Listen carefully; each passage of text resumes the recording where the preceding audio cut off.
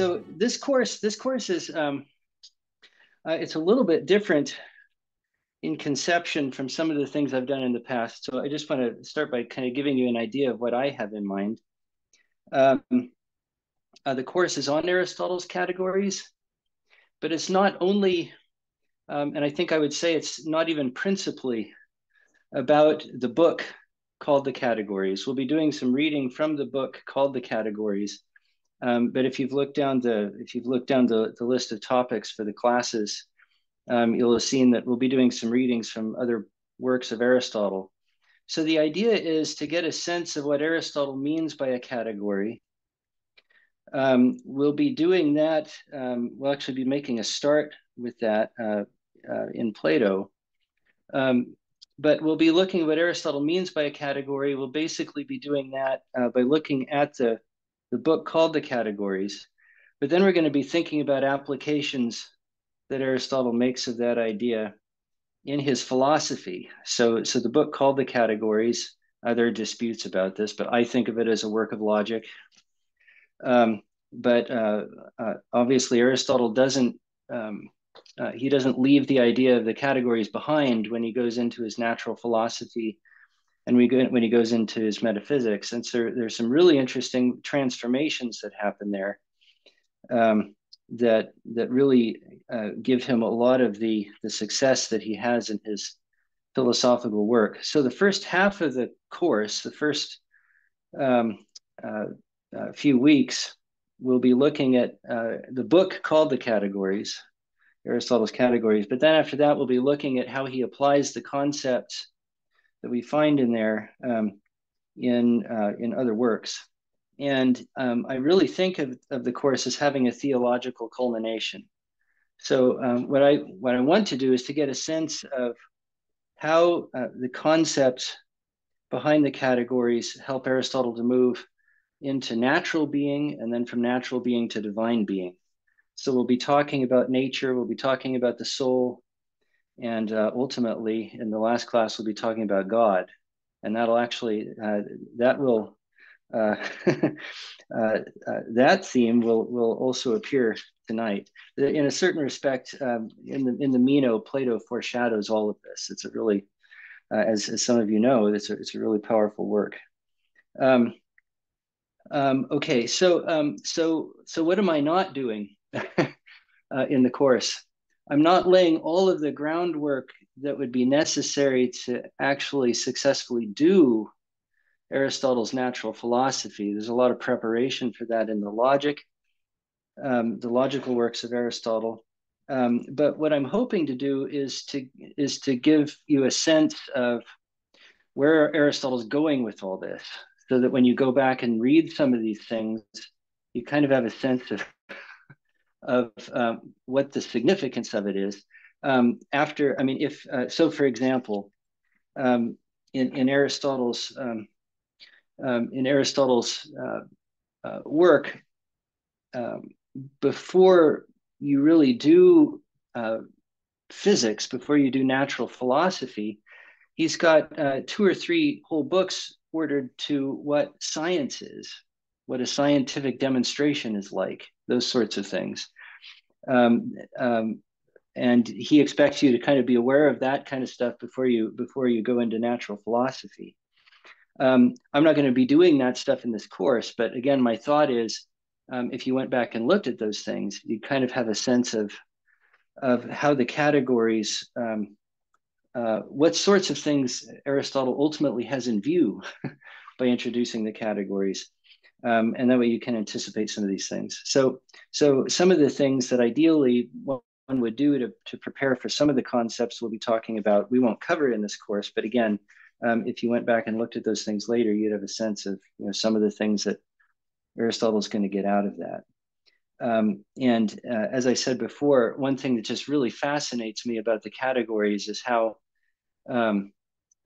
as humble a thing they look in the logical works, they really have a lot of power. And the very concept of the divinity, the very concept of God, is ultimately being prepared for with these things called the categories. I just want to get a sense of that because I think really fascinating, and not the sort of thing that that you would anticipate coming out of logic necessarily. So yeah, we'll be talking about many of the transformations that Aristotle does there, and kind of taking the concepts that are first introduced in the categories, and then take them all the way up to metaphysical, theological thinking. So that's the idea behind the course, and we'll see how that goes. So I am going to say some things tonight about the Meno. I'm very willing for this to be kind of, as interactive as possible. So my idea was to kind of go through some things in the Meno. You guys can feel free to ask questions as I'm going along. In fact, I'm very interested in hearing from you guys as I'm going through this. I'm thinking of kind of doing a presentation for the first part of the class, and then we might just have a question, a few minutes of just questions, and kind of see where we are at that point, and then I'll kind of finish up with whatever's left to cover. Yes. Yes, can I ask a quick question? You were talking about how categories is related to, it's included in almost every thought or every book of Aristotle. Yes. Where was it taught originally in the order? I don't know, originally is the right word, but is it a primary? Is it something you learn first and then move on to the other things, or is it taught later? What's the order? Certainly certainly that's the tradition, is that the categories. So when you look at collections of Aristotle, usually the categories will be at the very front. Um, and certainly I think it's generally thought of as a kind of introductory work. It's certainly the case that in that it's not only true of that book, but I think it's principally true of that book that Aristotle is introducing the concept of the categories there, and again, it is I think um, a part of logic. So on the understanding that one would study logic before one studies the sciences for the sake of which logic is studied. It's the kind of thing that would be involved in the among the first studies in philosophy. It's also the case that the categories, knowledge of the categories, are presumed when you're talking about later logical works like the posterior analytics, where Aristotle's talking about what science is, what scientific demonstration is like. I think at that point he expects you to have read the categories, and then certainly when you get into the books on natural philosophy, he expects you to be familiar with those things. So yeah, I think that's certainly how I'll be treating the categories, is as the first thing that you would read, and kind of laying the groundwork for things you'll be doing later. We'll be talking about another aspect of that tonight. So the categories, let me just say this now. The categories is largely conceived of as ordered to the work of definition. So again, in the medieval tradition, logic was conceived of as dealing with three different acts of the mind. First, the act by which we form a concept, by which we form concepts of what something is, essentially. Then there's the act of the mind by which we take different concepts and put them together into propositions. And there's a whole part of logic that's ordered just to understanding the order of propositions. And then the third act is where we take propositions and put them together into a proof or an argument. And the categories is thought of as being related to that first act, the act of defining. And so there, Aristotle will be talking about concepts that have to do with just understanding what something is before you make claims about it. This is something that's certainly going on in the Meno. So let me actually just start by making a couple of remarks about the Meno, because I do think that this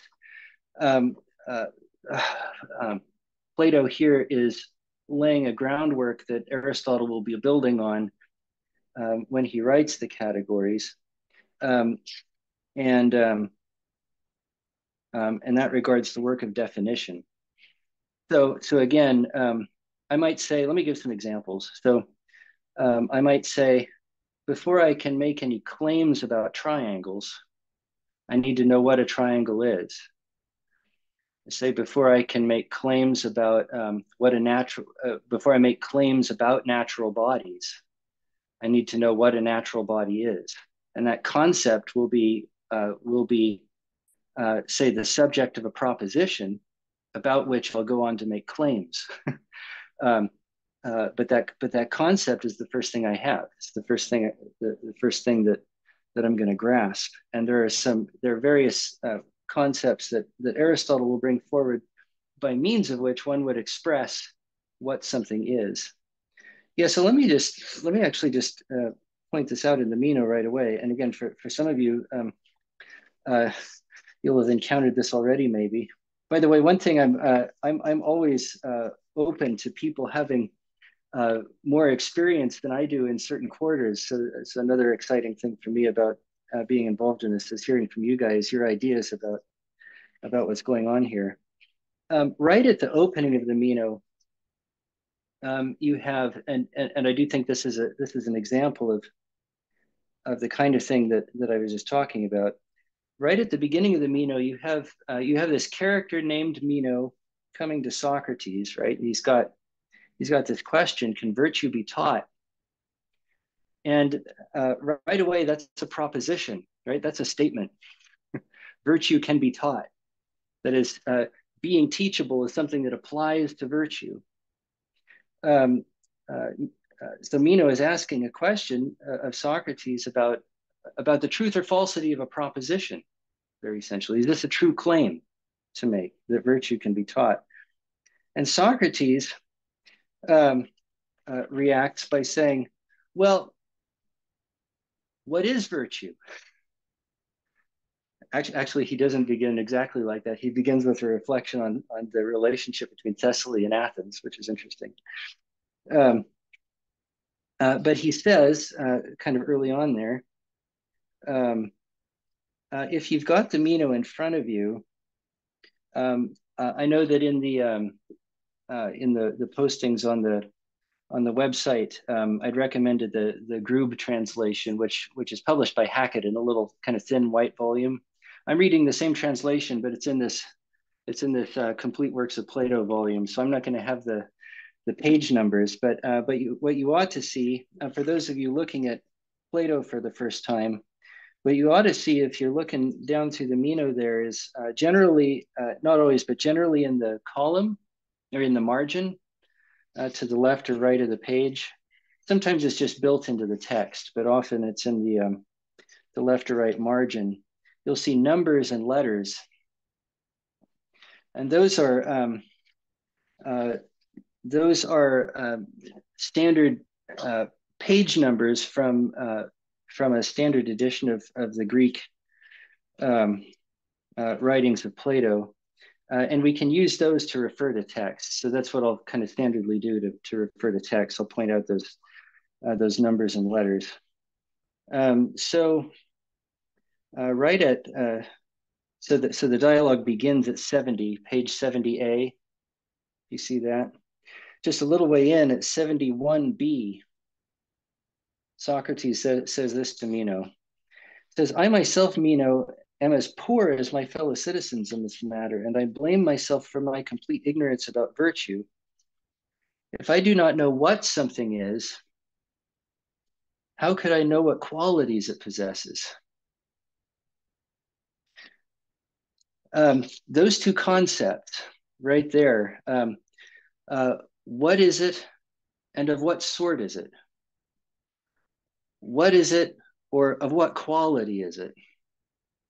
That's a basic distinction that Socrates makes that governs the whole dialogue. We'll see that same distinction in Aristotle's categories. He'll make the same distinction. If I'm talking about things, I can basically ask two questions about it. And this is the title of tonight's class, by the way, the two great questions. They're basically two questions that I can ask about something. I can ask, what is it on the one hand, or I can ask, what is it like on the other? So what Socrates is saying is, you're asking me to make a judgment about some kind of claim about virtue. You're asking me whether it has this particular quality, this particular character. Well, I don't even know what it is. I don't even know what virtue is. So what he's indicating to Meno there is that the right order here would be to think about what the thing is first, and then to see the quality as flowing. I like to think about it in these terms. You want to see the quality as flowing from the nature of the thing, as flowing from what it is. So he's thinking that proposition that you would make about virtue has to be preceded by some understanding of what the thing is that you're talking about in the first place. And this idea runs throughout the whole dialogue. One thing that, one feature of the dialogue is that, and you see this in various ways that I'm hoping to reflect on tonight. One feature of the dialogue is that Meno is constantly resisting the direction that Socrates is trying to lead him. He's always resisting Socrates' leadership, which is interesting. In some of Plato's dialogues, you have people who are very much in tune with Socrates. Those people tend to be, just a funny note about it, those people tend to be not physically attractive. So when you read the Theaetetus, for example, the dialogue called the Theaetetus, Socrates calls attention to the fact that Theaetetus is physically ugly, like himself. Socrates isn't pretty to look at. He's not a handsome man. He's always mentioning this. It's something that he's aware of. Theaetetus isn't physically beautiful, but Socrates points out to him early in the dialogue how beautiful he is in his soul. And it's fun to watch the Theaetetus because Theaetetus is very, very apt to Socrates' leadership. And that kind of characterizes that dialogue. It also characterizes the majority of the Republic and other dialogues of Plato. But here we have a guy who's resisting Socrates' leadership. He's not really in tune with Socrates' thought. And this is the first struggle. The first struggle in the dialogue is that Meno wants to leap to some kind of claim about the qualities of virtue before a definition of virtue has been reached. And Socrates is indicating that that's not possible. He gives an example there. I guess a kind of a simile. He says, "How could I say what Meno is like before I know Meno, before I know who he is?" Right. So he uses kind of a personal example to make his point there. How could I possibly know things about Meno if I don't even know who he is? That sort of thing. So he's thinking something similar with virtue here. How can I know the qualities of virtue if I don't know what it is? Again, that's going to be a theme that Aristotle is going to pick up on. So consequently, what's going on here? We want to answer a question about virtue, and it's a personal question for Meno because, as becomes clear later on in the dialogue, Meno isn't asking this as a purely academic question. He's asking this because he wants virtue. Now, his idea of virtue isn't anything like Socrates' idea of virtue, but he wants virtue, and that's why he wants to know, how do you get it? Do you get it through teaching? Do you get it by nature? Do you get it through practice? Do you get it some other way? Because I want this thing. But again, what Socrates is indicating is you're not going to know how to generate it unless you first know what it is. Okay, so consequently, the dialogue becomes about a question of definition. That's what we end up doing here. And Socrates is indicating that act of definition is the first thing. If I'm going to acquire knowledge of anything, I've got to start with that definition. And so he applies some pressure on Meno and gets him to try to define virtue. Now, there are a couple of interesting things that happen here surrounding definition. And again, these are all things that are going to prepare for our reading of the categories. It's really interesting to see them here because in a way you see these concepts coming up in a real live action, as it were. And so one can get a sense of their importance by watching Socrates wielding these things. So there are a few things that Socrates brings forward here that he thinks Meno isn't fully appreciating. So I'm inclined to think the major thing that he brings up multiple times in different ways is, if I'm trying to define something, aren't I looking for one thing? When I'm trying to give a definition, aren't I trying to find one thing there? It's one thing that I'm talking about. It's a unity. It's not in itself many. But he'll end up showing that although it's one thing that's a single whole, it is divisible into parts. So it's interesting to watch what Meno does. So Socrates asks Meno, what is virtue? What would you say virtue is? And what Meno does is to give him a kind of list, and it's a really interesting list. So he starts by saying, well, I could give you the virtue of a man. I could give you the virtue of a woman. I could give you the virtue of a child. I could give you the virtue of a slave. I could tell you what the virtue is of all these different people. And then Socrates says, wow, I was asking for one thing. I was asking for virtue, and you've given me this whole swarm of things. You've given me many things. So as Meno is thinking about this, he's looking at a kind of application of the idea of virtue to multiple kinds of people, maybe people in living multiple ways of life, if you will. But he doesn't at all seem to have the concept that there's a unity here, that virtue ought to be describable as one thing. And so we get to a really interesting text at, let's see, this is at 72, looking at those reference numbers, 72c. 72c.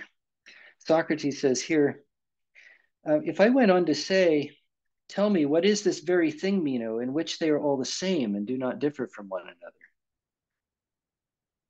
What is the one thing in which they're all the same? Would you be able to tell me? And here he's talking about bees, right, at this point in the dialogue. Meno says, I would. Then Socrates says, the same is true in the case of the virtues. Even if they are many and various, there might be lots of different virtues. All of them have one and the same form, he says, which makes them virtues. And it is right to look to this when one is asked to make clear what virtue is.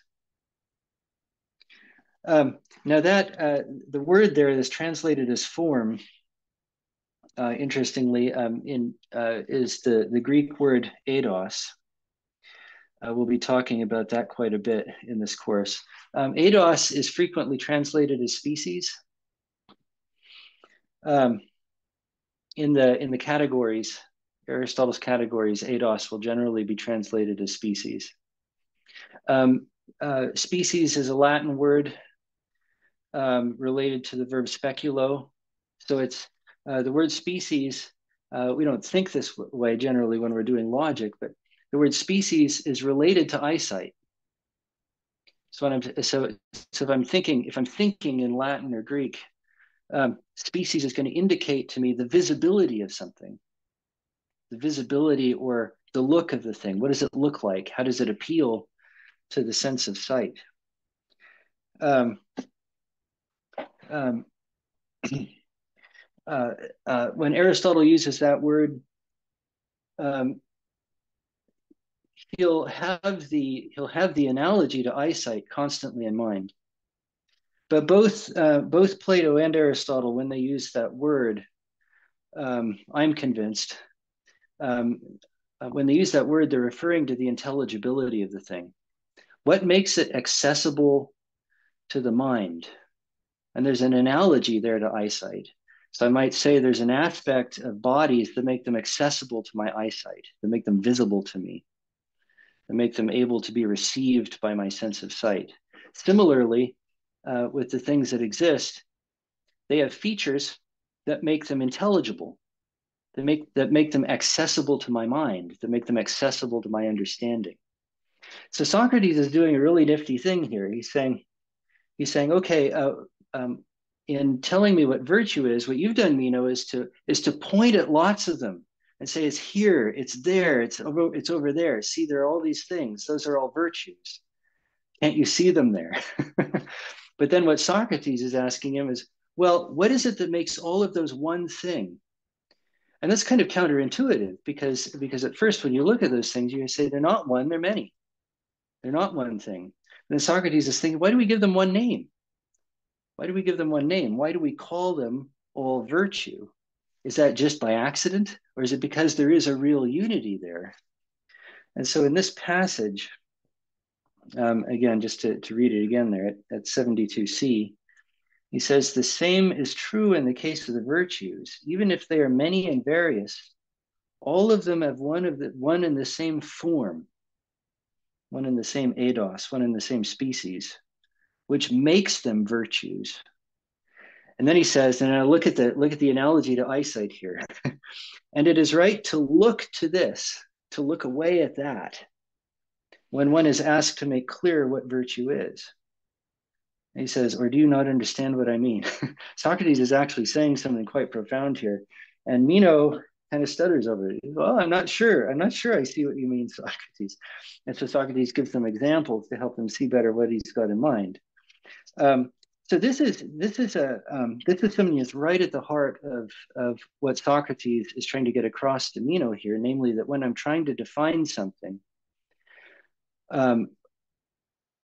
in doing that, I'm presuming that there is a unity there that exists in many different things that bring them all together and give them one intelligible aspect, one intelligible look. And when I'm defining, I need to look at that. I need to concentrate my sight, my vision on that thing. It's like Socrates is saying to Meno, you're looking down at the multiplicity. Can you raise up your eyes and behold the unity there? Because it's only in doing that that you'll be able to say what the definition is. So that's kind of a remarkable thing that's going on there. Now it's a single whole. It's a single whole that we're talking about, but nevertheless it's divisible into parts. So later on, Socrates and Meno will both agree that when we're talking about virtue, I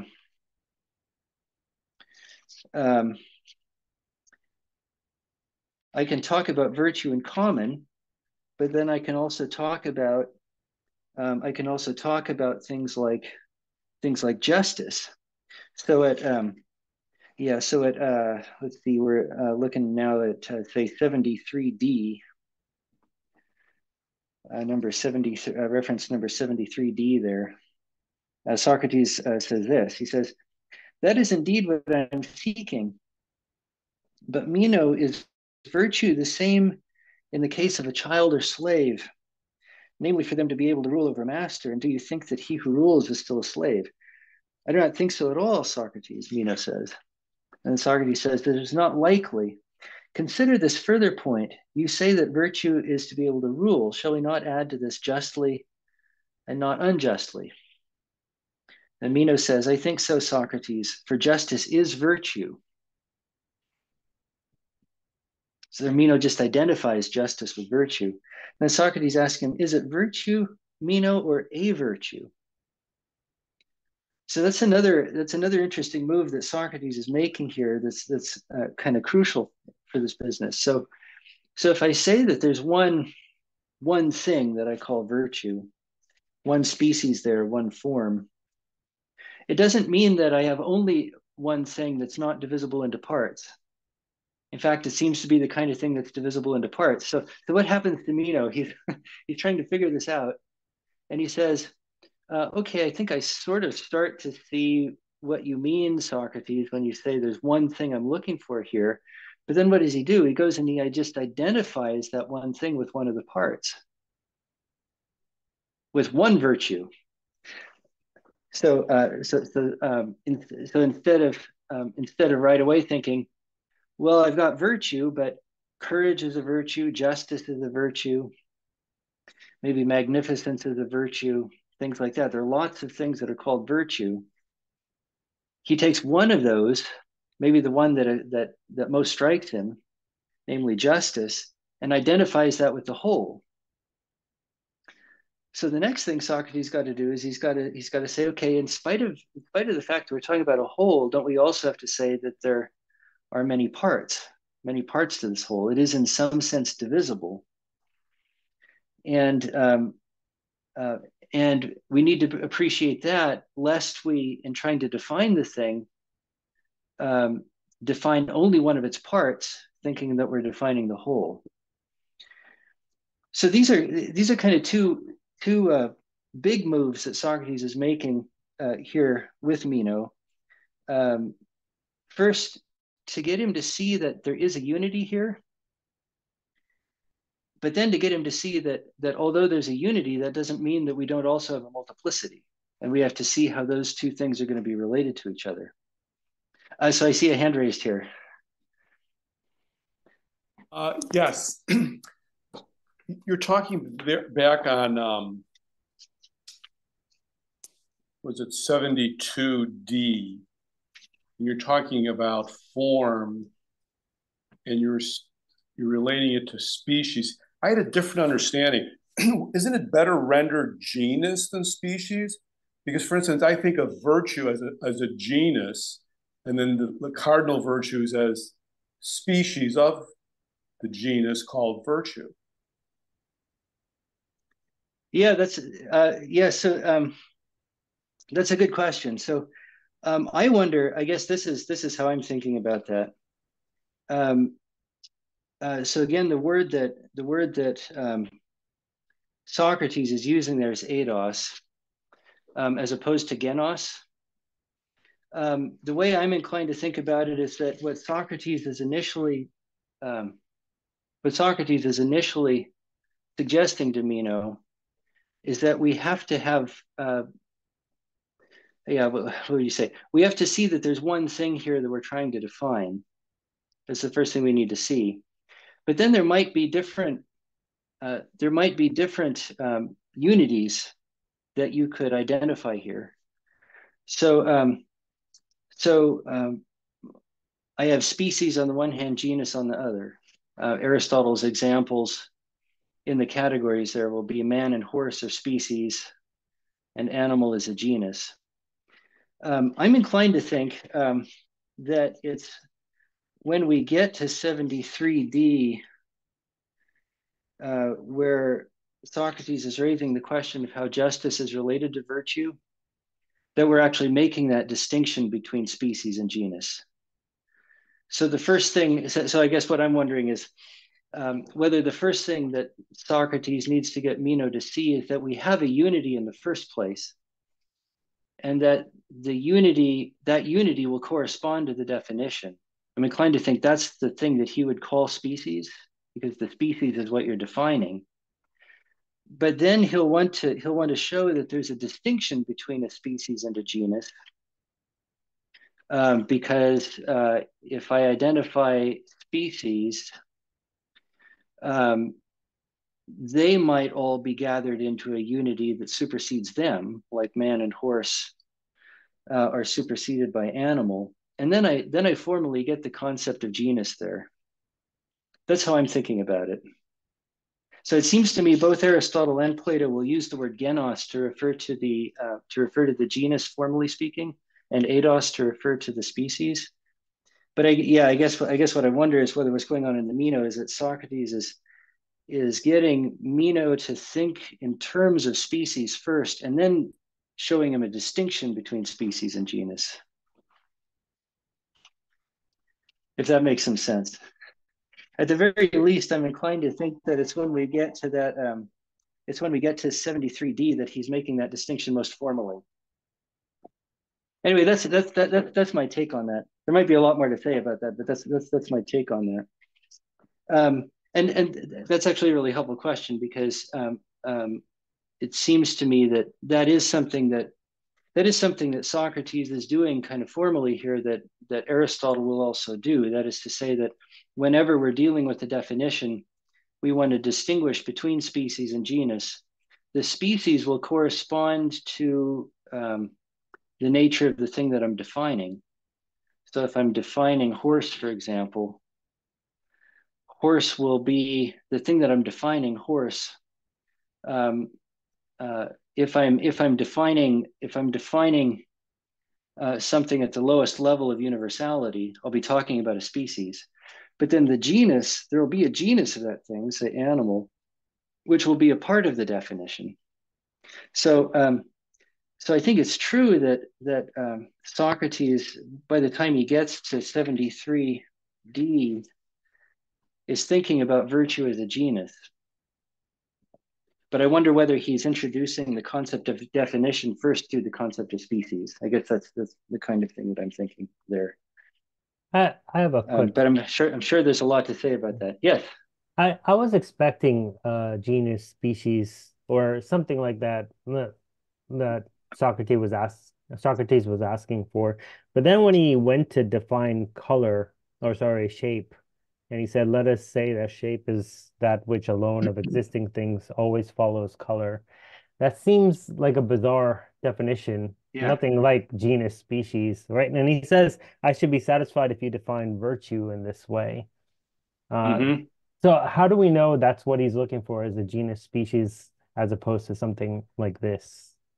Yeah, that's a good question. So I guess I guess the first thing I'd say is just that relationship between justice and virtue that he brings up. But then, yeah, the business about shape is really interesting because Socrates. Maybe some of you have other thoughts about this. Socrates, he gives a few different kinds of definition here, and some of them he gives not because he likes the definitions, but because he's trying to make a point to Meno. I think it's interesting to compare the definition, that first definition of shape that he gives is what follows color, with the one that he gives at 76A. Yeah, so at 76A, he redefines shape after Meno complains that he doesn't know what color is. And the way he defines it here is, he says shape is that which limits a solid. So there he's thinking about shape as a limit. And that definition has more of a genus species structure, which is an interesting feature of it. So I might say that there are multiple kinds of limits, and shape is among those. Shape is a particular kind of limit, and it's precisely the limit of a solid. So I might have said that a point is also a limit, but a point limits a line. So there are multiple forms of limit, and shape is among those. So it's interesting that when he redefines it, he does seem to give it more in a genus species form. That's something I find curious about his procedure. His definition, the definition that he gives of color immediately following, through 76 and yeah, I guess basically in 76. Real quick, to go back to the Yes. first definition, I guess it is kind of a genus species, but the genus is existing things, right? That alone of existing things always follows color. So I guess the species part would be following color and the genus being existing things. Or Yeah, so yeah, yeah, that might be. I'm inclined to think that maybe the most provocative question there is just how are shape and color actually related to each other? right. Because sometimes when you define something, and this is another thing Aristotle will point out. Sometimes when you define something, if there's a genus species relationship there, the genus is conceived of a little bit differently, and it's because you're not simply trying to express your conception of the thing, but you're actually trying to express its generation.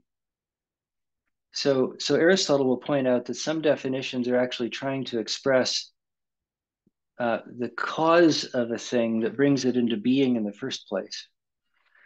So So the relationship of shape to color is an interesting one, because you might say that color is the kind of thing that depends for its very existence on shape.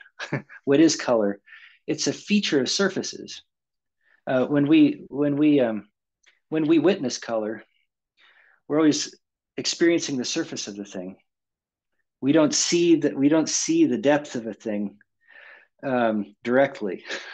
We know that it's there, but we don't see depth. We see surfaces. Why? Maybe because that's how light react. Light doesn't penetrate into something. It remains on the surface, and we receive color through light. So yeah, I guess one thing that strikes me as interesting about that definition is that if it's the case that color is actually depends for its existence on surface, then by defining it this way, you're thinking about surface insofar as it's the cause of something else. I mean, that's one question that I have about that definition is whether Socrates is maybe getting at a different way of defining there. But could you say, yeah, I think he's provoking Meno a little bit by bringing color up in the first place. could you say like a definition for virtue following that model could be something like virtue is what always follows wisdom or justice? I'm not sure, Yeah, something like yeah, that. Yeah. yeah. When St. Thomas defines virtue in the Summa Theologiae, he'll define it in terms of its four causes. Oh, that's interesting. And I think he's thinking there that here you don't simply want to express your conception of virtue. You actually want to show how it you want to show how it proceeds, both from elements in the soul and I guess the power of God also. So he's thinking about there. Yeah. Okay. Can So I just one quick uh-huh. little? Yeah. I don't know. Actually, I don't know if it'll be quick. Correct me if I'm wrong. I mean, genus and species, in a certain sense, are relative terms. So, for example, we could say the genus is material beings, and then the species is living material beings. And then within living beings becomes the genus for rational living beings. And so in logic, on the purely logical level, genus and species relate one to the other. I mean, the species is always something that has a specific difference, right? And then there's also the use of the term species to say what a thing is that is a unity. So the unity of a human being is a specific type of species. But even in the species of the human being, there's a significant difference that is male and female, right? That are male and female are significantly different, even though we say they're both members of the same species because they're the complementary members of that species. But there's a significant difference. So there's the logical, and then there's the reality that underlies the logic, and we use the terms in both levels. And when we forget that we use them in both levels, we get some confusions occasionally. I think some people call those category mistakes, but I could be wrong. Anyway, so I just want to kind of bring that sort of terminological and ontological differences to the fore, because I think it's important. Yeah, that's actually something that we'll be thinking about pretty directly later on. So one thing we'll be doing as part of the course is thinking about categories insofar as they're what does this have to do with categories? Categories are genera. Every category is a genus. We'll be thinking about that when we read Aristotle's categories. But one thing Aristotle is going to do later on that we'll be seeing happening is he'll say there are 10 categories, that is, there are 10 highest genera, which are logical concepts, but then to each of those there corresponds a mode of being. And then I'm talking about reality. I'm not talking about names. I'm not talking about just names or concepts, but I'm talking about how things actually exist.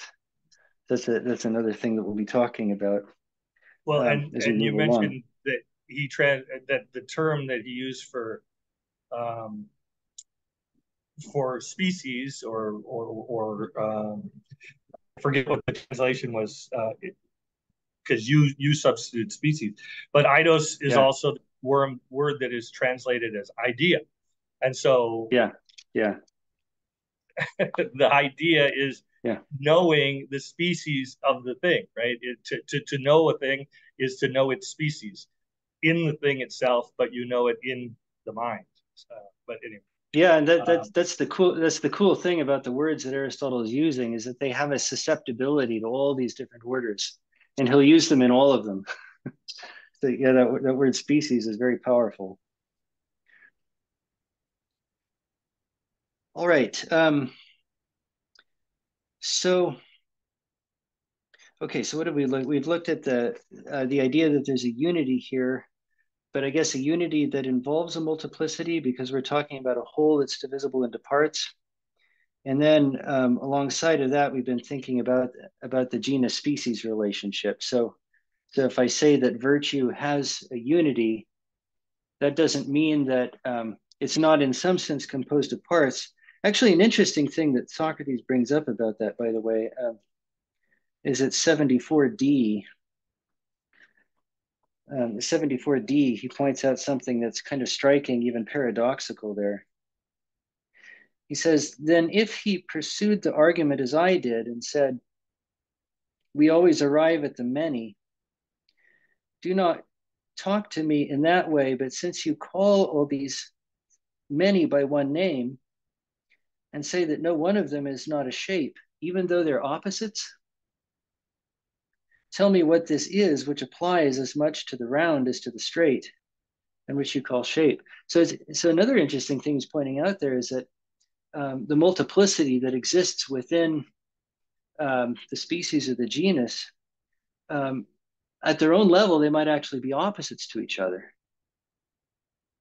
but nevertheless susceptible to belonging to the same whole.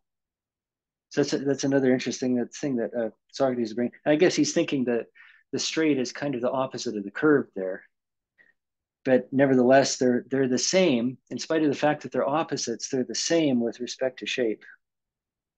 So that unity will even uh, contain oppositions, which is another interesting feature of that. Okay, so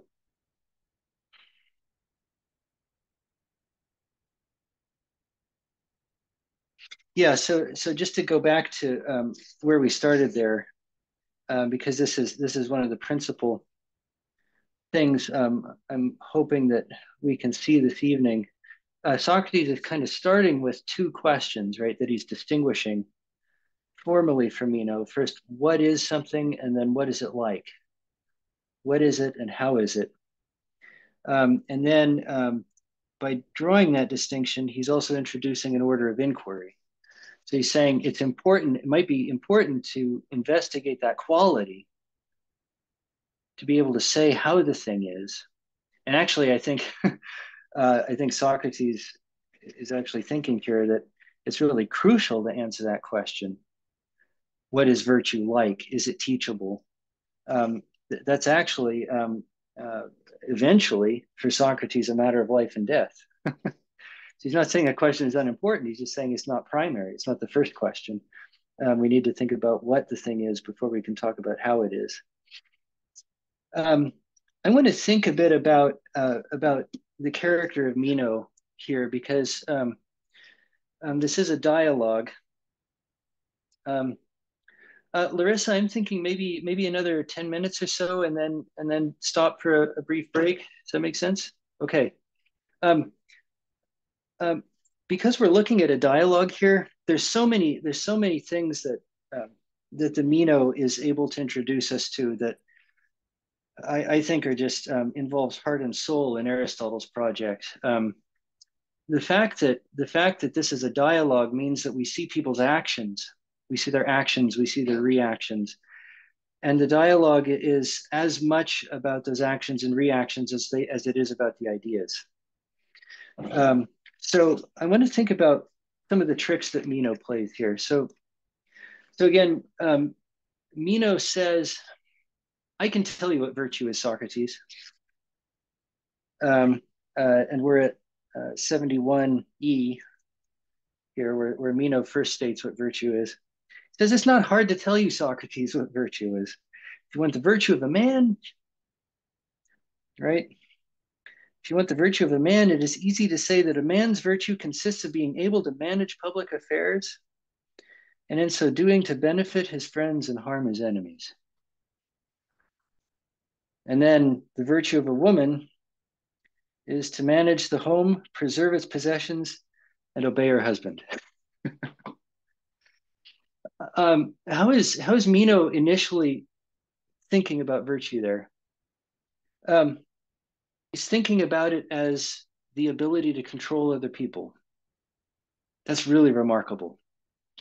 The ability to control other people, to be able to be to manage the city's affairs, to benefit one's friends, and to harm one's enemies. He says that, and I think as the dialogue goes on, you see more and more that the idea of virtue in Meno's mind is associated with the idea of power, the idea of personal power. See that more and more as we go along here.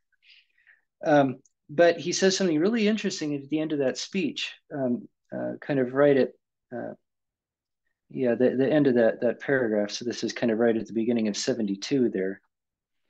He says, and there are very many other virtues. And he says, so that one is not at a loss to say what virtue is. That's a really crucial attitude of Meno's right there at the beginning. He's saying, this is what virtue is. It's the ability to control the affairs of the city, to benefit one's friends, and to harm his enemies. And Socrates, there is no difficulty about this. There's no reason to be at a loss. The word there that Socrates is using in Greek is aporia, A-P-O-R-I-A, aporia. That is a word that you will find, that's a technical word for Aristotle. He will use that word throughout his philosophy. And you'll see that whenever Aristotle's trying to define something, so you get into the physics, we'll look at some of these things later on in the course. You get into Aristotle's physics, he'll try to define nature, he'll define motion, he'll define place and time, these sorts of things. With respect to all of them, he will say, let's first see what the aporia is. Let's first look at the aporia. Let's first look at the difficulties. A word that I like to use there in translating aporia is impasse. An aporia is essentially a blocked road. I'm sensitive to this right now. Maybe some of you have heard that at Thomas Aquinas College in California, we recently had a mudslide that's come down on the highway.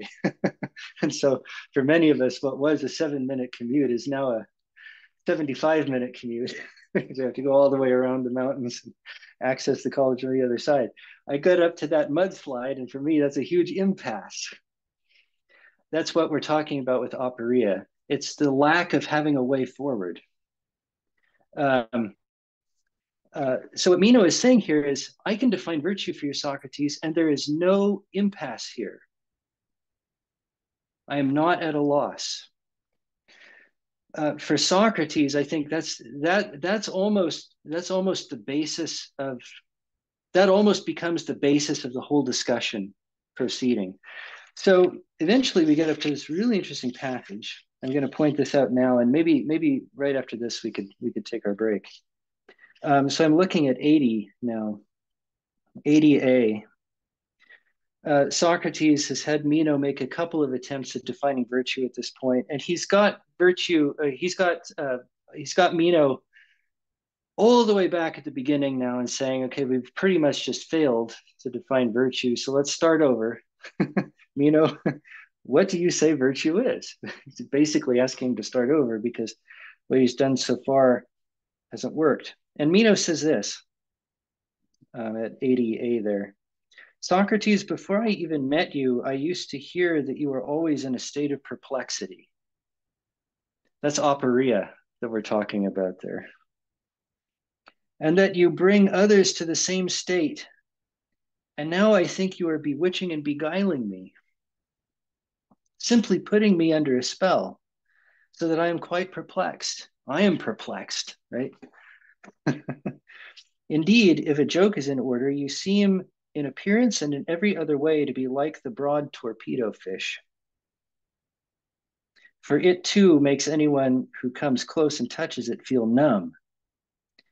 And you now seem to have had that kind of effect on me, for both my mind and my tongue are numb. And I have no answer to give you. Socrates, I think, has been deliberately bringing Meno to the point where he realizes that, in fact, he doesn't have a way forward. He does, in fact, have an impasse, a major impasse that he can't overcome. He just didn't recognize it before. Now, when Meno recognizes that he has this impasse that he can't get past, he accuses Socrates of enchanting him, of bewitching him, or stinging him like the torpedo fish. And this, of course, is the occasion for the famous slave boy interlude here, where Socrates helps the young boy to discover through questioning how you would make a square which is double in area a given square. And going through that, of course, the first thing that Socrates tries to get the boy to see and Meno to see by example is that the boy initially thought he knew the answer to this question, just like Meno did at the very start of the dialogue. But in fact, he doesn't know. And so the first thing that he needs to do in order to make progress is to recognize the impasse. Because until he recognizes the nature of the impasse, he won't be able to hunt out a way forward. So first he reduces the boy to perplexity, right? And then he helps him to find a way out. He helps him to find a way forward. And it's only by doing that that the boy is able to actually come to knowledge. So I think this is a really crucial aspect of this dialogue. The fact that Meno's initial attitude toward the whole thing is, I don't have an impasse. I completely have a way forward. And Socrates has to convince him, no, in fact, you're running into the mudslide and you don't recognize it. You don't see that you're stuck. And until you see that you're stuck, you're not going to be able to make progress there. Now, there's a wonderful image here. The torpedo fish, in Greek, the word there for the torpedo fish is narke, N-A-R-K-E, narke. That is the word that the name Narcissus comes from. The name Narcissus is from narke. What is Narcissus famous for? He was out hunting, right? Narcissus was out hunting, and he comes to a lake, and he sees his reflection in the lake, and he's so caught up by the beauty of the reflection that he gives up the hunt. And he goes from a state of energetic pursuit to a state of dead torpor, numbness. So the very name Narcissus refers to his numbness, the fact that he's lost his energy and has given up the pursuit. The pursuit is in fact a hunt. Now here, as soon as Meno discovers that he has an impasse, he goes numb, right? He loses his energy. He just kind of flops on the ground. And Socrates' reply to that is basically this. So when we get to 81C and D, a little further on, Socrates says, right after the quotation there from Pindar, Socrates says, As the soul is immortal, has been born often, and has seen all things here and in the underworld, there is nothing which it has not learned. So it is in no way surprising that it can recollect the things it knew before, both about virtue and other things. And the whole of nature is akin.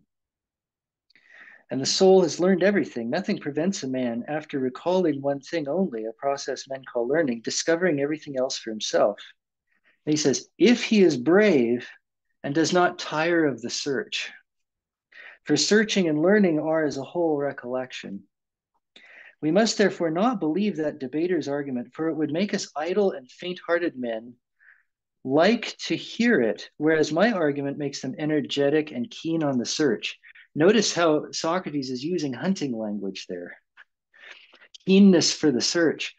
So this is another really, I think, profoundly important aspect of the Meno here, is the idea that when you're trying to reach a definition, the first thing that you have to recognize are the natural impasses that belong to the human soul as regards to that, that definition.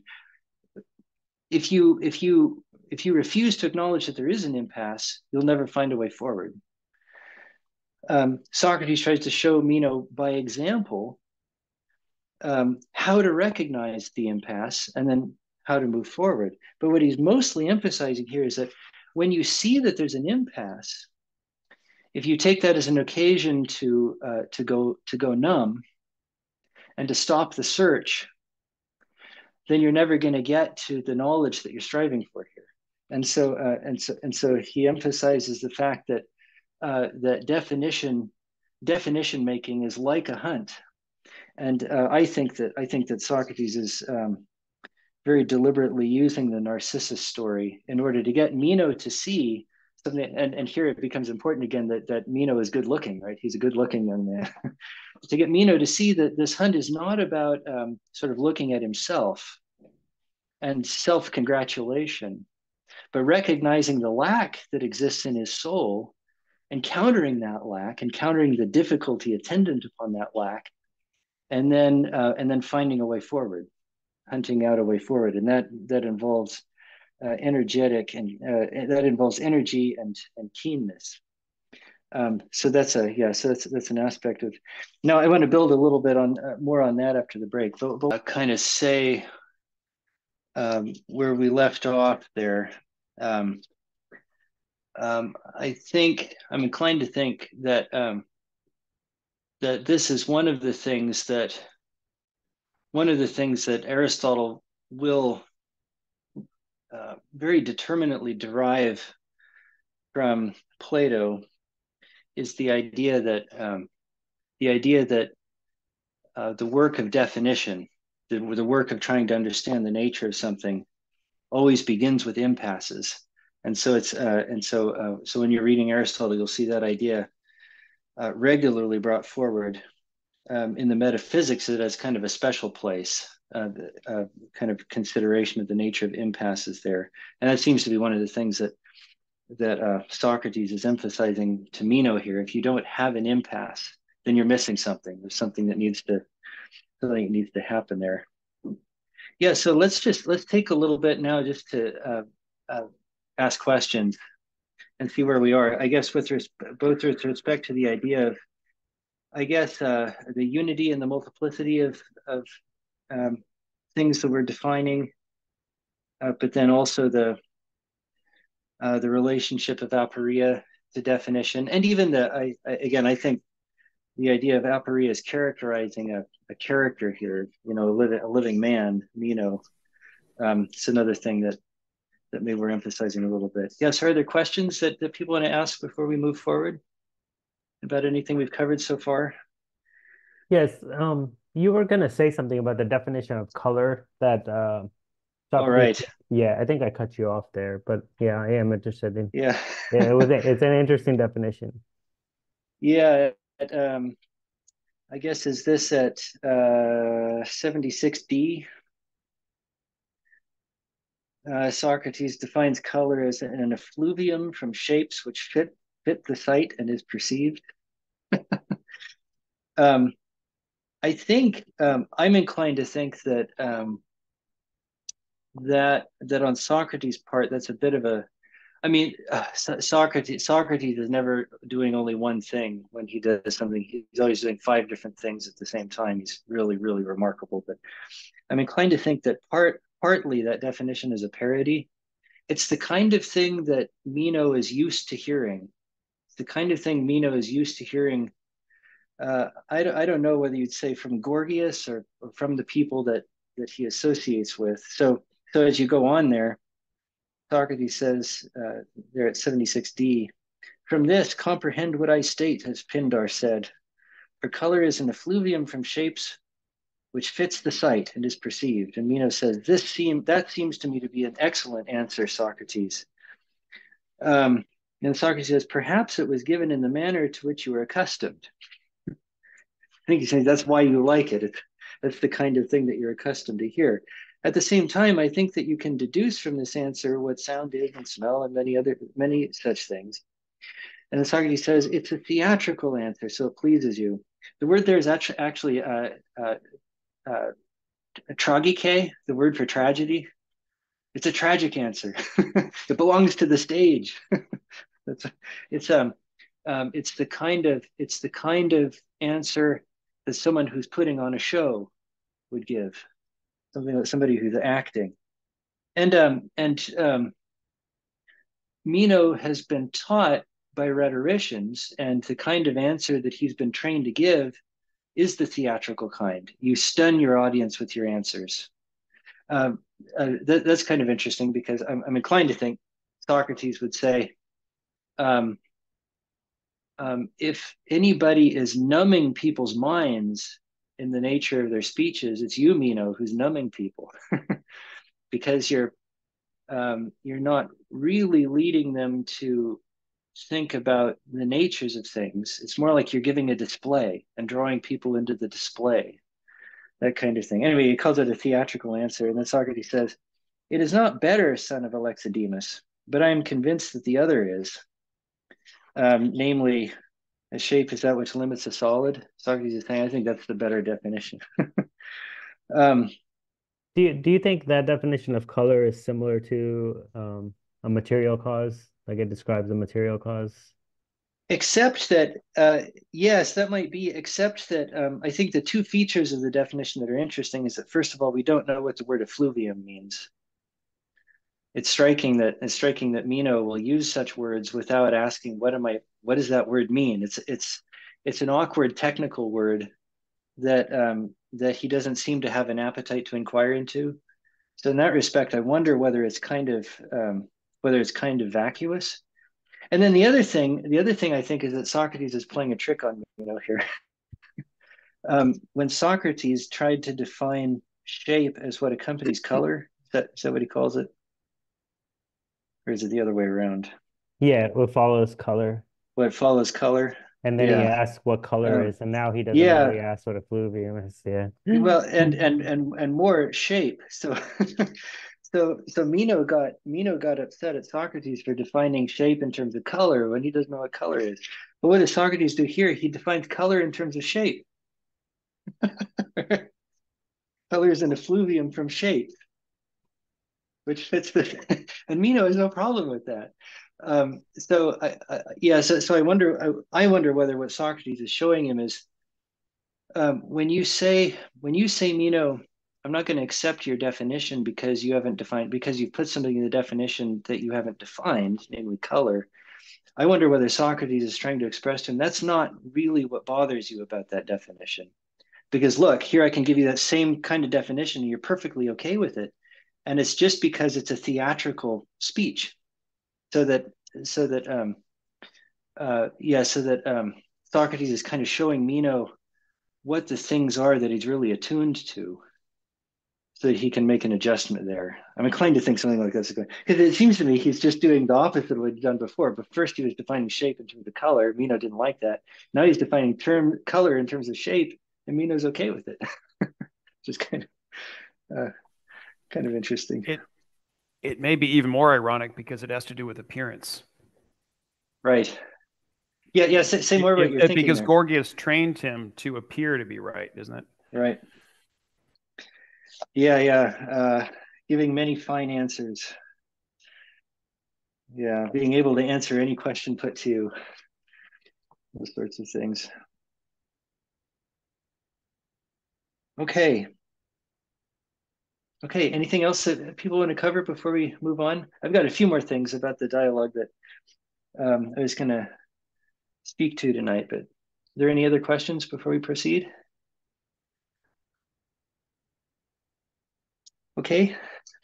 I wanted to, so two things we've talked about so far that I think are going on in the dialogue is that first, there are just a number of things that Socrates is trying to reveal to Meno about the formality of definitions. So right at the heart of it, as we were discussing earlier, when you're defining something, what you're doing is you're looking to a species, you're looking to an eidos. That's what you're doing when you define. That means you have a unity there.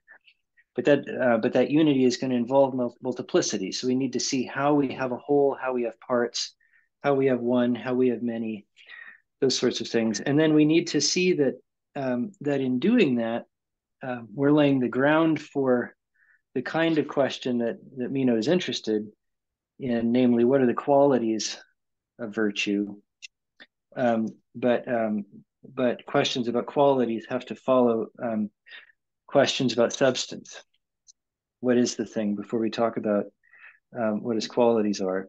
And then the other thing that we've drawn out is this idea of aporia, impasse, perplexity. And again, I was suggesting that at least one function, again, there's never just one function that any element of Platonic dialogue is performing, always doing 5 or 10 things at the same time, but at least one function of the slave boy dialogue that we have in the middle of this is so that Socrates can reveal to Meno by example what an impasse looks like and how you experience one, and having experienced one, how you hunt your way out of it. And just a kind of a wonderful thing about the slave boy. Let me see if I can put my finger on this text. Yeah, I'm not going to find it now. There's there are a couple of places through this this slave boy sequence where Socrates refers to the slave as in terms along the lines of my boy, something like that. And the way the speech that he's using there, I think, suggests it's almost like a father-son relationship. It's almost like a kind of adoption that's going on. The slave boy is remarkable because he's a slave.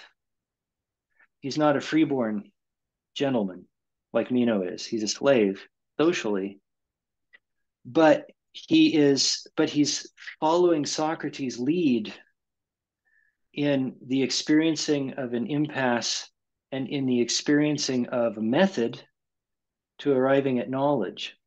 This Meno consistently refuses to do as the dialogue is going. So the slave boy is willing to do something fundamental here that Meno balks at, and Socrates addresses the boy in really I think a kind of endearing way, and it's almost like a kind of it's almost kind of like a spiritual adoption. In other dialogues, the Theaetetus again springs to mind. Socrates describes himself as not having wisdom himself, but as being called to act as a midwife for other people in delivering their conceptions. And so with Theaetetus, Socrates is there not to, again, sort of like with the slave, but he's there not to propose to Theaetetus what the truth is, but to assist Theaetetus in giving birth to the truth by his own energy, something like that. And it seems to me something like that is going on with the slave boy here too. And so one of the themes in this dialogue is consequently the difference between freedom and slavery, true freedom and true slavery. Here you have the freeborn gentleman and his slave, but the slave seems to be more intellectually free than the freeborn gentleman is. So we hit a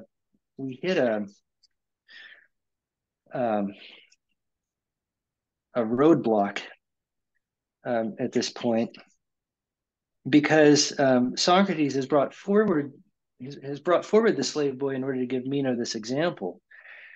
But now look at Meno's reaction to it. So at 86b, well, let's actually just start at 86a there. 86a, Socrates says, if then during the time he exists and is not a human being, he will have true opinions, which when stirred by questioning become knowledge, will not his soul have learned during all time? For it is clear that during all time he exists, either as a man or not. So it seems. Then if the truth about reality is always in our soul, the soul would be immortal, so that you should always confidently try to seek out and recollect what you do not know at present, that is, what you do not recollect. And Meno says, somehow, Socrates, I think that what you say is right. And Socrates, I think so too, Meno. I do not insist that my argument is right in all other respects. It's interesting. So he's not claiming that he's got the whole thing about human knowledge, how we know the truth, down, but this he'll defend to the death. But I would contend at all costs, both in word and deed, as far as I could, that we will be better men, braver and less idle, if we believe that one must search for the things one does not know. That's going back to the energetic hunting attitude, as opposed to the narcissistic falling numb attitude. Rather than if we believe that it is not possible to find out what we do not know and that we must not look for it. And Meno says, in this too, I think you are right, Socrates. And Socrates says, since we are of one mind that one should seek to find out what one does not know, shall we try to find out together what virtue is? And this does constitute yet another starting point. Socrates is saying, okay, we need to start over. We need to try this again. Are we going to do this thing, right? Are we going to do this thing? And then Meno says, certainly, but Socrates, I should be most pleased to investigate and hear your answer to my original question, whether we should try on the assumption that virtue is something teachable or is a natural gift, or in whatever way it comes to men. So it looks like Meno is giving up here. It looks like, in spite of the example, the elaborate example that Socrates is just giving him, he's not willing. He said, I'll do it later, but right now, I don't want to pursue this question. I'm going back to my original question. And it's sort of like all this stuff that's happened so far has been lost on him. Socrates' reaction to this, I'm inclined to think, again, is really central to the dialogue here. And the attitude that we see here shows up in many other dialogues. I think, for example, when you're reading the Gorgias and other related dialogues, you see something, you see the same idea kind of right at the heart of Socrates' conversation. His reaction is, now at 86d, if I were directing you, Meno, and not only myself, right? If I could command you, Meno, and not only command myself, we would not have investigated whether virtue is teachable or not before we had investigated what virtue itself is. So he's going back to that original point, right? This isn't the right order. We need to know what it is before we can know how it is. And he says, but because you do not even attempt to rule yourself, in order that you may be free. There's that concept of freedom showing up right there. But you try to rule me and do so, I will agree with you. The rulership that Meno is engaging in here is essentially a tyranny. So says Socrates brought this to his attention earlier when this torpedo fish image first came up. Back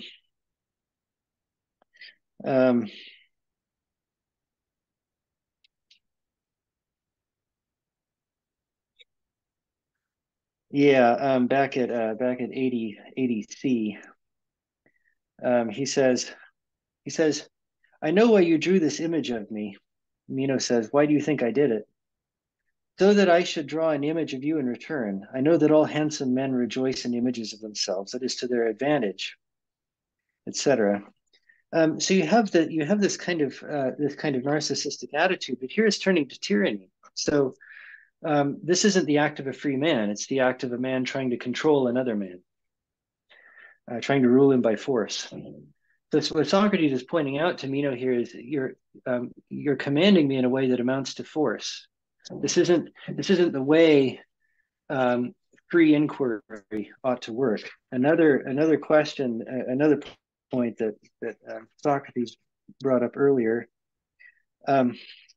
was the distinction between the kind of conversation that debaters will have that becomes disputatious, and the kind of conversation that exists between friends. So that text is back at 75c. Just to look there for a moment, this is where they're talking about color and shape again. 75c, Socrates says, a true one, surely, and if my questioner was one of those clever and disputatious debaters, I would say to him, I've given my answer. If it is wrong, it is your job to refute it. Then, if they are friends, as you and I are, and want to discuss with each other, they must answer in a manner more gentle. So Socrates one thing Socrates is pointing out to Meno is the difference between a disputatious conversation, which is like a wrestling match. In that kind of conversation, the question is who will come out victorious, who will come out on top, who will be the winner. That's another theme that shows up in the Gorgias. Well, that's not what a friendly conversation looks like. What a friendly conversation looks like is a common effort aimed at a common good. It's not a matter of who wins, because the good to be achieved here is something that we share, not something that one person has to the exclusion of the other. So some themes running through the dialogue are what does friendship look like as opposed to battle in conversation? What does freedom look like as opposed to slavery? What does freedom look like as opposed to tyranny? And so this is a really remarkable moment. So Socrates is basically, he's saying a couple things. First of all, Meno, you're trying to rule me like a tyrant rules his slave. That's essentially how you're relating to me here. You're making me go in an unnatural direction by force. And because you're the stronger, I have to do it. I have to go along with you. And then he asks for a concession, right? Will you let me assume a hypothesis here? This is going to be my concession, the concession that I ask for. But the other thing that I think comes out here is the fact that involved in Meno's attitude toward the whole question is a sense, is his very sense of the kind of thing virtue is. What is it that makes Meno unable to follow Socrates here? It's not just that he's impatient. It's not just that he lacks energy. It's that he has an essentially tyrannical attitude toward the whole question. So if we go back to Meno's original attempts at a definition, we get two attempts at a definition before we get to the slave boy episode. The first is the one that we talked about before, right at the beginning of the dialogue, where Meno distinguishes between the virtues of various states of life. The second is at 77b. I want to point out something that these definitions have in common. So at 77b, by the time we get there, Socrates has been making the point we're looking for a species here. We're looking for one unified conception that we can give a virtue. And this is what Meno does with that. At 75b there, he says, I'll just start with the beginning of the speech at 77a. Socrates says, I shall certainly not be lacking in eagerness to tell you such things, both for your sake and my own, but I may not be able to tell you many. Come now, you two try to fulfill your promise to me and tell me the nature of virtue as a whole and stop making many out of one. As jokers say, whenever someone breaks something. but allow virtue to remain whole and sound, and tell me what it is, for I have given you examples. Literally, I've given you a paradigm. I've given you a paradigm for this. And Meno says, I think, Socrates, that virtue is, as the poet says, to find joy in beautiful things and have power.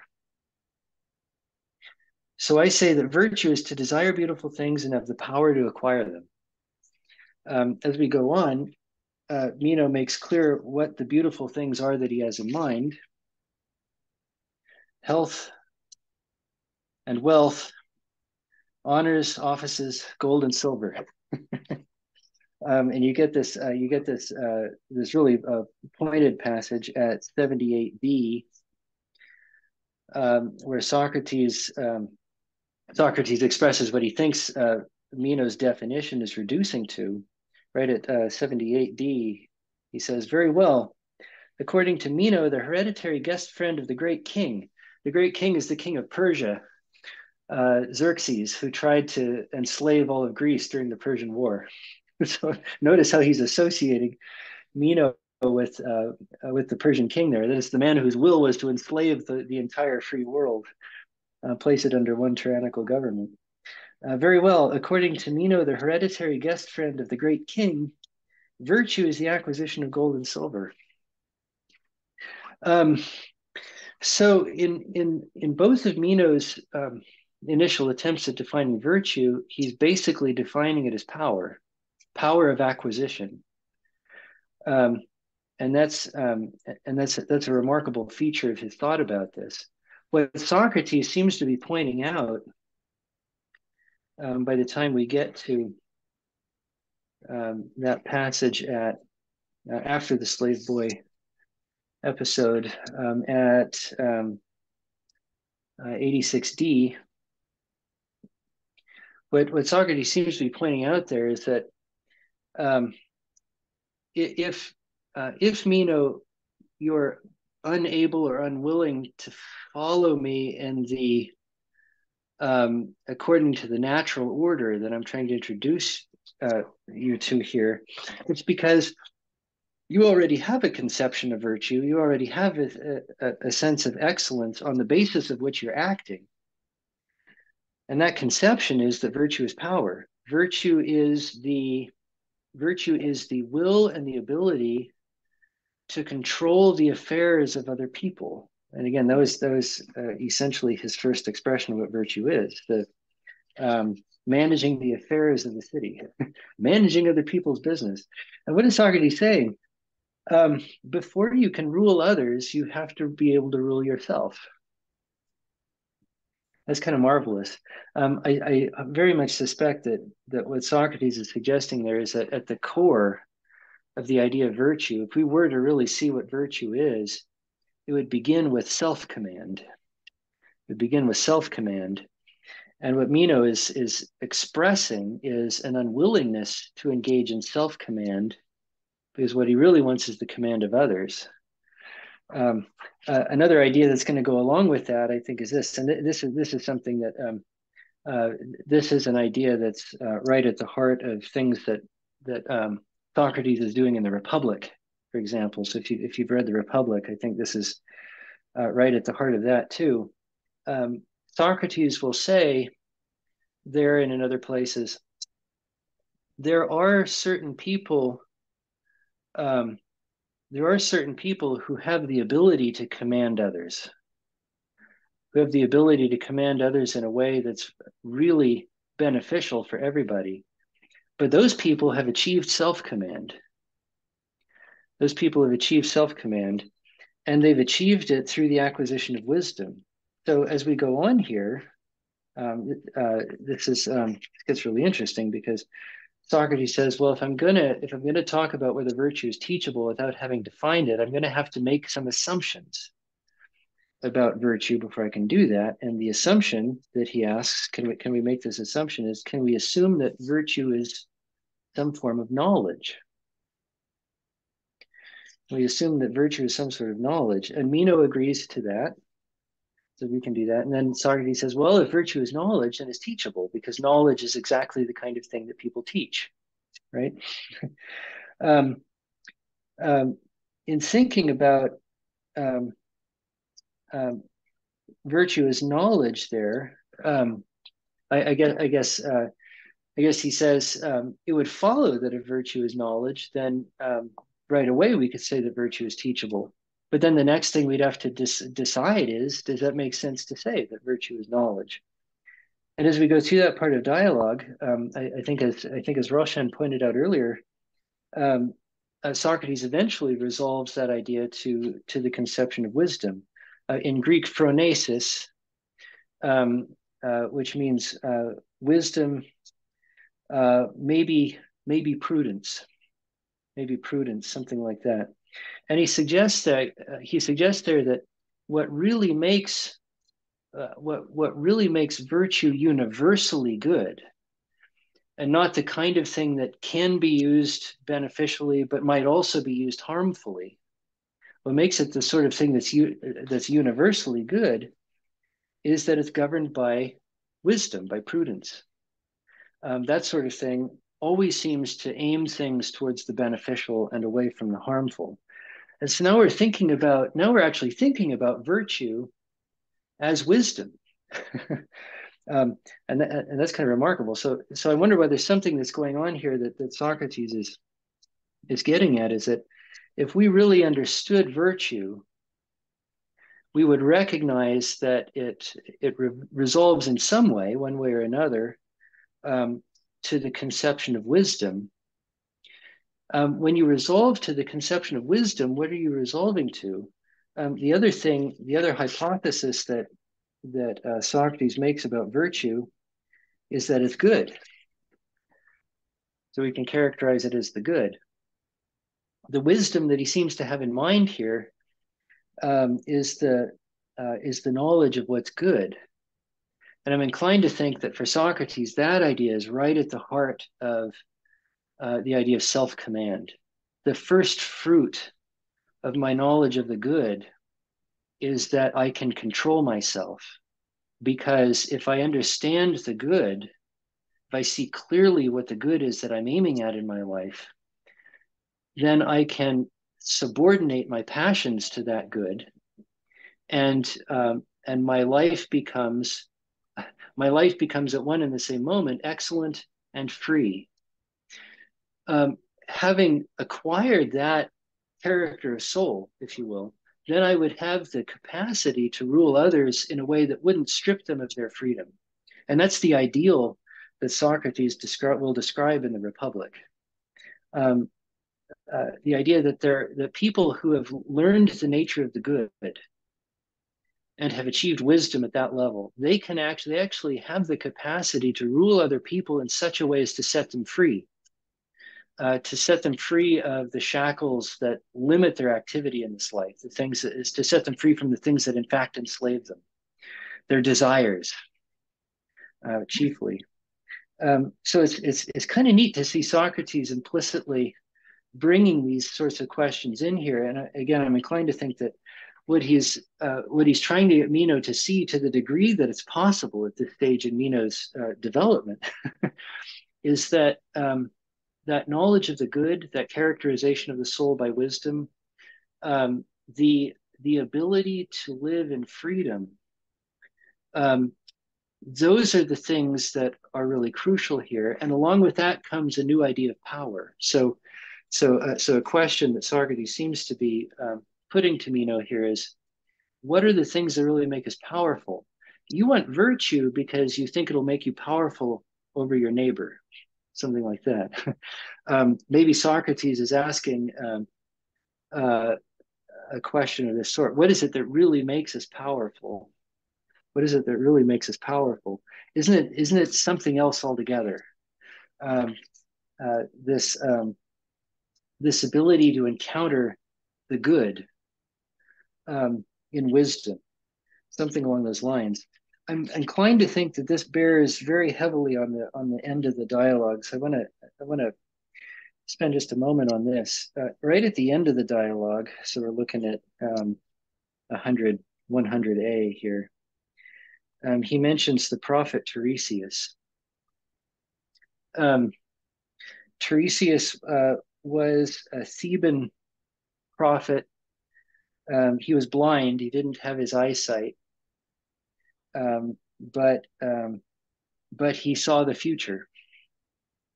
So he had lost his eyesight, but his recompense was that he was able to see the future. He's talking about how Homer describes Tiresias here, and I think he's referring to the scene in the Odyssey when Odysseus goes down to the underworld to discern his way back to his homeland, to discern how to get back to his native place. And what he's told is you have to go to the underworld and talk to the prophet Tiresias. He will tell you the way home.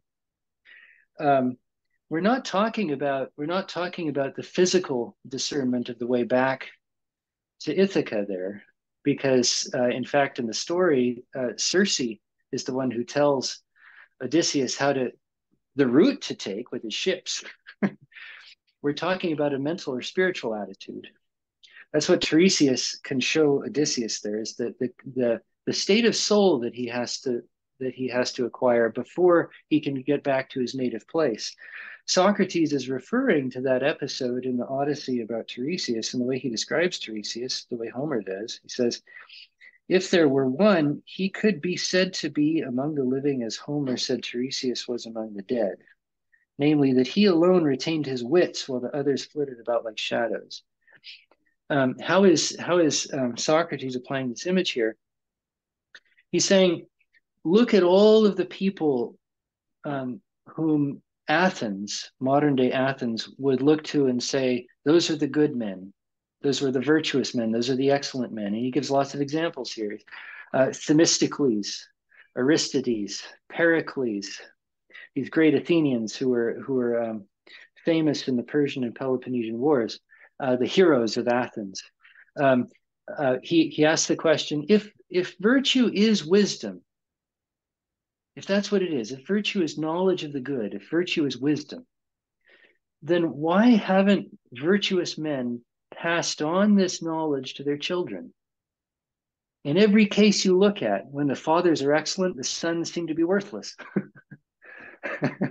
And Socrates pointing that out makes Anytus angry, right? Why is that? Why is it that they can't pass this on?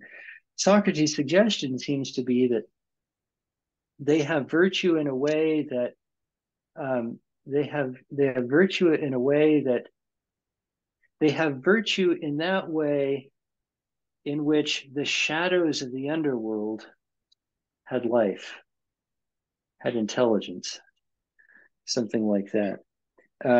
These men stand to the wise man as the witless dead stood to Tiresias. Something like that. Socrates is making a pretty profound point here. I think what he's suggesting, and again, when you read the Republic, I think he makes this very plain.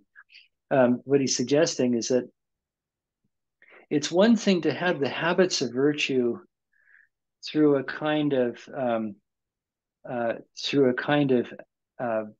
what would you say, characteristic acclamation to the virtues. He attributes it here to divine inspiration, in fact, which is interesting. But to have virtue in that way doesn't necessarily mean that you have achieved knowledge of the good on which virtue ought to be founded. And so Socrates is, if we go all the way back to the beginning of the dialogue, Socrates has said, and I see it's just 7 o'clock now, so I'll try to wrap up with this. We go right back to the beginning of the dialogue. Meno has started asking Socrates about virtue, but as I suggested earlier, Socrates doesn't immediately go into that question. He starts by comparing Thessaly to Athens, right? Because it looks like all the wisdom has migrated to Thessaly with Gorgias. And he says right there at 71a, but here in Athens, my dear Meno, the opposite is the case, as if there were a dearth of wisdom. There's a wisdom drought in Athens. It's the kind of thing that Socrates seems to be claiming there. either a wisdom drought or a wisdom famine. um, what does that mean? It's not the case that there haven't been good men in Athens, but that foundation that virtue ultimately ought to be planted on, namely the knowledge of the good, that doesn't seem to be discovered by Athenians yet. There's a science here, there's a knowledge, there's an inquiry that has to be undertaken before we can be said to, maybe an inquiry that has cultural scope. It's not just the inquiry of one man, but of a whole people. There's an inquiry that needs to take place here into the nature of the good and its parts, the nature of the just, and so on. And it's only when that inquiry has taken place that we'll be able to say that we have true virtue here. And that's why Socrates can say it. That's why Socrates at the beginning isn't just he's not just fibbing or saying something that's kind of lighthearted when he says, "I don't know what virtue is, Meno." Seems to me he's thinking there's a movement that needs to take place here, and if that could happen, then what would happen would be that true inquiry would take place. It would take place on true lines. On natural lines. It would take place in freedom, and there wouldn't be anything tyrannical about it. And on the basis of that conversation, we would learn how to govern ourselves, how to command ourselves. And having learned that, we would then know how to command other people. We would then become good rulers. And it's as if he's saying, look at the route you're going to have to take, Meno, to get to the kind of knowledge you wanted me to give you in the beginning. Look at what that means. And it's actually a lot more profound and a lot more beautiful than anything that Meno had imagined. But that's going to involve a character shift in Meno, the decision to kind of strike out on a new line that for him so far has been uncharacteristic. Anyway, so there I guess what I'm trying to do is to put together some of the images that happen in the dialogue and then connect the end of it back to the beginning. But to see that, I guess what's one of the main points for us there, the idea that true inquiry involves a kind of orientation of the soul, and I think that I do think that that's another feature of the whole project that we'll see in Aristotle as we move on. That's another thing that Aristotle will be deriving from Plato here. Okay, so we're kind of out of time, but I'm happy to, if there are a few questions right now, I'm happy to take a few minutes just to talk about some of these things.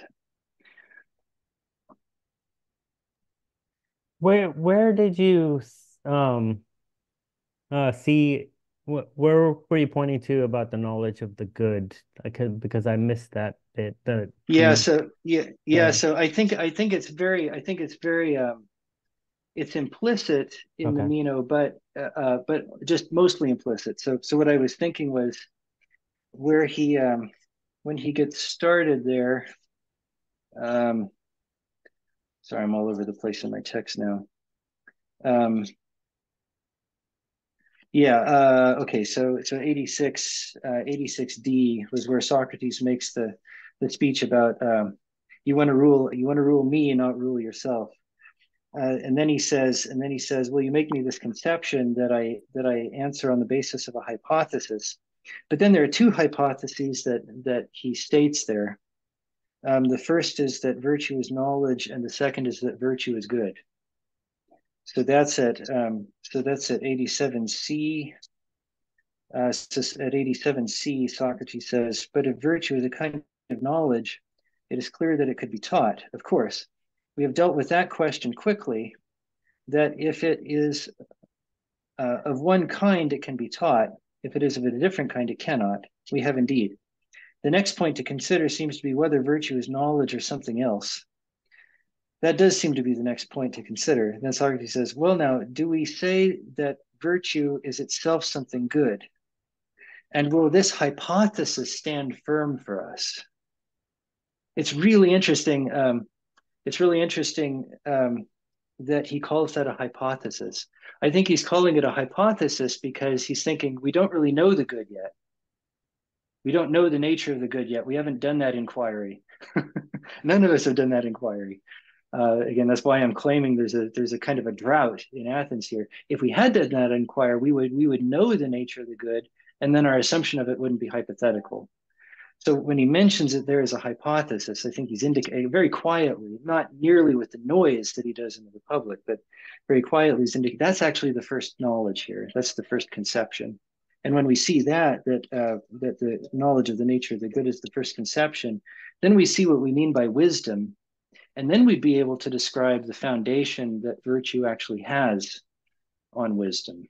And then we'd be off and running. But now, at this stage, that's all hypothetical. So that's how I'm understanding that. Yeah.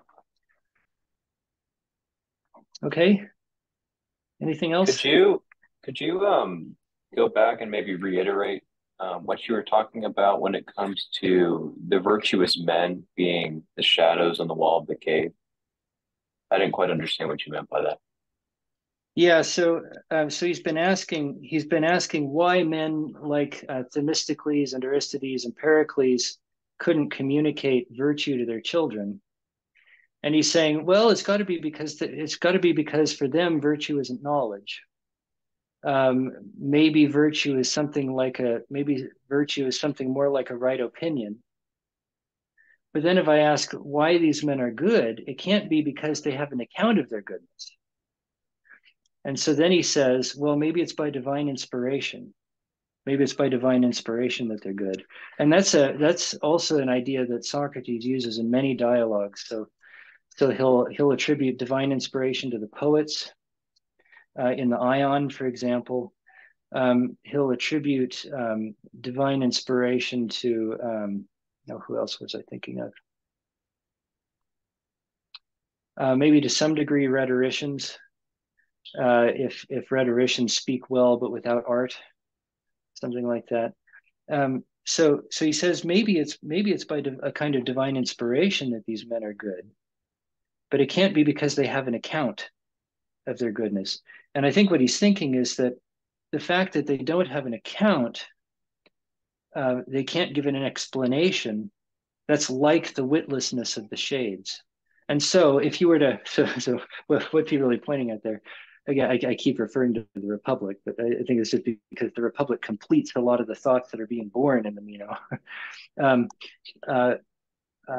If you were to take it there, then you might say these good men, who all Athens recognizes as virtuous and good men, they stand towards the man who has actually learned and known the nature of the good, as the witless shades stand to Tiresias, who's the only one in the underworld who has retained his intelligence, something like that. So that Socrates' main point is that we can't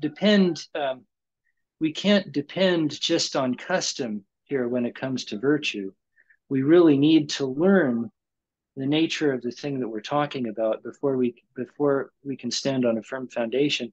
This is just to make one more point there. Boy, there's so much going on here. Part of the conversation concerning the good men of Athens is with Anytus, this fellow named Anytus, over a couple pages of the dialogue. Anytus is one of the people who will prosecute Socrates and ultimately bring about his death. So when Socrates ends the dialogue by saying, I hope, Meno, that you can convince Anytus of what we've been talking about. The line with which he ends, he says, the whole dialogue, he says, but now the time has come for me to go. You convince your guest friend Anytus here of these very things of which you have yourself been convinced, in order that he may be more amenable. If you succeed, you will also confer a benefit on the Athenians. I think at least one thing Socrates is referring to there is himself, because in the Apology, which is Socrates' defense of himself in court, he describes himself as the one man who has been there to convict the Athenians on the whole of injustice, to convince them of their injustice. Why? So that they can strike out on new lines. So, so I think he's partly thinking that virtue for the Athenians has been a matter of custom, a matter of opinion, a matter of belief, but not a matter of knowledge. Not something that's resting on a firm foundation. And the result of that is that, in spite of the fact that there are good men in Athens, they characteristically tend to act unjustly. It's something that characterizes Athens for years, is a tendency to injustice. I think there are things that are coming from Thucydides and other sources there. Anyway, so when you're looking at the kind of virtue that exists there, again, it's the kind of virtue that's unwise, in a certain way inexperienced. And Socrates was proposing that if we could learn the nature of the good, then we could place virtue and justice on a firm foundation, and then we wouldn't have this proclivity to injustice that Athens tends to demonstrate, something along those lines. Yeah, I actually have penciled in here, just in my text here, the benefit upon the Athenians there. I wrote this note to myself years ago. Remember that these are the Athenians of the Melian dialogue. So if you read Thucydides' history of the Peloponnesian War, these are the Athenians who are basically, they wipe out the entire male population of the island of Melos purely for political expediency. Socrates is saying these are the people who are saying, we know all about virtue. We're the best men, and people could learn virtue from us, right? Socrates, I think, is thinking, well, we've got a ways to go here. Okay, so I did want to point out, you've probably already looked at the reading list for future classes. This reading I know is kind of long. Future classes the readings will be much shorter. So the Aristotle readings will be a lot shorter and more focused. So yeah, so this was kind of a large chunk at the beginning, just to get some concepts on the floor, but we'll be having shorter, more focused readings from here on out. And yeah, I'm really looking forward to going through the Aristotle with you guys. So thank you for coming tonight. Great to have you all.